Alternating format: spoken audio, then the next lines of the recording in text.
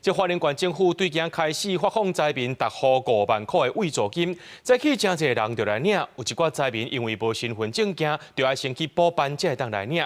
不过有这方面的居民也反映讲，因的主体也有受损，因也是受灾户，却是无伫咧名册内面。公所表示讲，目前有通报行踪经费发15户的救助金，也中央也建议这县政府呢，户口若准无伫遮，毋过人伫遮生活的灾民，共款也爱甲伊列入去较好。 点钱的机器才伫点钱，确定5万无毋对。灾民手中这条钱就是花莲县府所发的慰助金，早早起开始发，真侪发放的所在早起拢是人，有人提前2点钟来到现场等。你是第一位来的嘛？怕人多了，家里还有很多事情要回去忙啊。 发钱头一天，现场就状况，袂少侪会灾民被走一抓，因为身躯无证件，爱先补办，也是找村长开证明，所以只好先转去。 你的皮包丢掉了是吗？掉，你基本上钱包甲这都没有。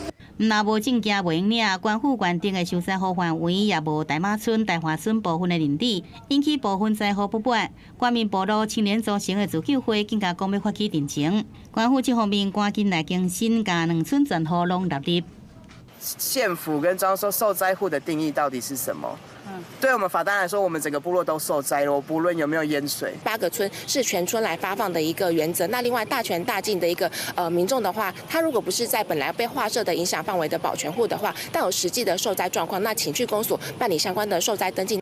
伫公河乡地区，尽管已经做调整，也过防林丁部分只有登记里保全户会使领。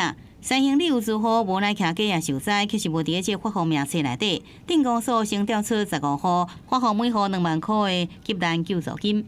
实际上他们是受到财产的一个损害，但是在保全户的名单里面呢，始终没有他们的名字。这个就是我们现在地方政府积极来向上级反映。补助是补助户籍的这个住户。 但是真正在这边住的实质工作的人员，请这个县府中央去考量一下他的这个认定的范围。中央是建议地方灾民标准会使从宽来认定，尤其是部分受灾户伫当地工作并无涉及，也应该做伙来考虑。另外，赈灾基金会也募得超过8亿4千万，第一阶段已经拨1亿6千多万，用伫死亡甲失踪的救助，也有这个每户5万块的交互清理支持方案。 基金会也讲，未甲善款交由地方政府自由来应用。记者综合报道。